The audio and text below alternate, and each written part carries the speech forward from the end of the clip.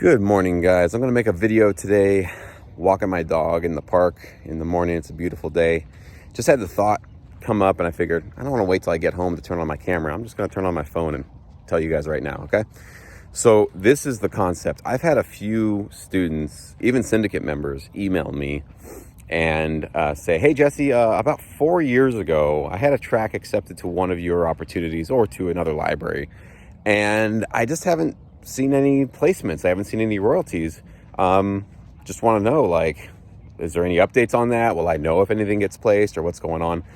And, I hate to be the bearer of bad news, but I usually have to let them know, well, listen, like, if you don't have any royalties, then, and you haven't seen any action, then it just hasn't been placed. I mean, there's no guarantee that any one of my tracks is going to obviously get placed. It's just some of them are more relevant and licensable for certain opportunities, and some of them are still waiting for that day in the sun where they're going to shine and get those placements. But here's what I really want to say, though, is that every single time when I've talked to these producers, I say, sorry, man, if you haven't seen any royalties, that just means the track hasn't fallen off. It hasn't gone off the shelf yet. Nobody's really found it relevant yet. So hang in there. Things happen. But what have you been doing since 2017, which some of these producers say that's when they got their track accepted? And they really haven't done anything. They just sort of gave up on sync licensing. They're not really doing it anymore, or they're doing it in a very, very slow way where it's not really a career that they're building. It's just sort of like they're kind of dabbling in it, and just doing a couple things here and there. And this is the point I really wanted to get across in today's video, which is that setting your expectations right is so important for success, because I think a lot of producers think that, and I get it. I don't want to harp on you guys too much, because I definitely felt this way when I got my first library acceptance and when I got my first placements and first albums put out and all that kind of stuff. It's so exciting to finally have somebody believe in your music, right? It feels so good that somebody's actually going to put money in your pocket, or they're going to distribute your tracks, and you're going to actually have a chance of having your music played in front of hundreds of thousands, maybe even millions of people, and then earn royalties and sync fees. And yeah, the dopamine rush is incredible. The feeling, the excitement, it's just super addicting. It's just like, oh my gosh. And what happens, and I remember feeling this way too, and a lot of you guys maybe can relate to this, is that feeling hits and you feel so good. And then what's the next thing that happens? You start thinking about, if you fantasize, you're like, okay, now that I have this track out there, now that I have this opportunity, I could maybe be making hundreds of thousands of dollars. Like, I could actually get a theme placement. I could actually get huge things coming in now. Oh my gosh. And like, maybe I'll get this huge placement, and then I can actually quit my job immediately, and I can pay off my house, and then I can go retire. And the fantasy starts to really trickle in, because like, you feel like you broke through some sort of a door, and you did, but you feel like that was sort of like the big breakthrough that was going to create this kind of a massive success for you, either through income, exposure, or whatever it is, whatever success means to you. And so the reality check here is that it's not, especially for those of you that have one or two tracks out in a library. That's almost just like having no tracks in a library. It's almost just like having no tracks in a library. Because one or two tracks in a library full of thousands of others, your chances of getting selected are pretty low, just by numbers alone. Has nothing to do with your music, has nothing to do with your tracks. Just has the fact that, like, there's so many other choices.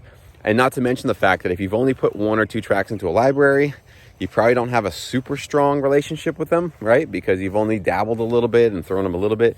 So do they have a personal investment in making sure that you get the opportunity, you get the placements? Yeah, probably not so much, right?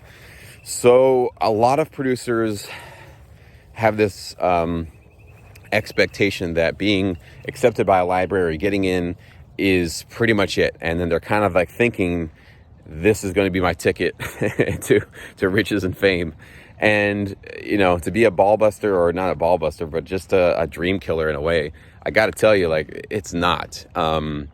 If it were that easy, you would be seeing multimillionaires all over the place in this business who put out one album and had a hit, and boom, they blew up. But it's not really what you see. It's not what I see, at least from the people that I know that do this full time. What I see is people who understand that getting a couple of big, huge massive placements is possible, right? And it's definitely something we should be looking forward to and shooting for and hoping that it works out. But it's not something we count on, okay? And we're not counting on the fact that I have one album in a library and therefore I'm set, I'm made, and I'm good to go. And like, we don't make those kind of assumptions. What we do is we celebrate our acceptances, we celebrate our wins, we celebrate the fact that we're getting somewhere in our careers, and we're actually building relationships and doing cool things. But then we let it go. That's the key right there. Once you feel that excitement, that dopamine rush, that like sort of, adrenaline, just, oh my gosh, like things are going my way, it's great. Have fun with it, but then realize that that's done. Let it go. Have you ever met, I've met a few of them, have you ever met a producer who's still talking about the thing he accomplished in 1989? It's not very flattering. It's not really fun. And it kind of makes you think, okay, well, what have you done in the last 25, 30 years, right? When we do that, when we get too hung up on the thing that we did yesterday, which turns into last month, which turns into last year, which turns into last decade, when we're evaluating ourselves or just being so excited about something that we did yesterday, we are not growing anymore. We basically just decided to get off the train and we're stuck in the past, right? And you don't want to be in that position. I'm just telling you, you can be in that position if you want to, but if you want to succeed and you want to be relevant and you don't want to be, that kind of sad producer talking about what he did 40 years ago, you got to kind of let that stuff go. It's like, great, you got a hit production music library album. You got theme placements. You got tons of reality show placements. You have huge royalties coming in. You're crossing six figures. You're doing this. What do you do after that? Forget about it. That's actually what you should do. Just completely forget about it. Like, all right, accept it, be excited about it, celebrate it, and then pretend like you don't even know that even really happened in your career and move forward. I can't tell you how many times I've gotten a placement, and I've done it here on this video, on this channel a few times, where I'll get like a new $1,500 placement. I remember making a video just about this and looking at the title of the track and going, did I compose that? I don't remember that title. I don't even know that track at all. I have to go back to my file in my old folders and go, oh yeah, I do remember that one. That was one of those old ones. That's most of my catalog. I have over 1,000 tracks. I don't remember probably 75 to 80% of the tracks that I've ever composed, guys.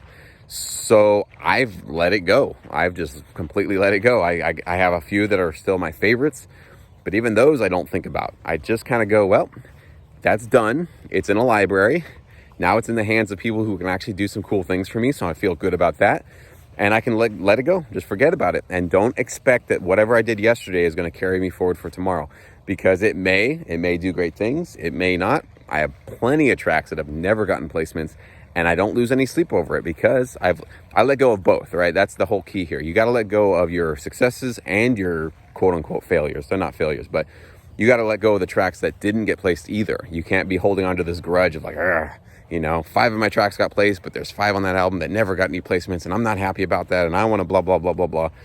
You're going to drive yourself nuts. You really are. You have to just do your best.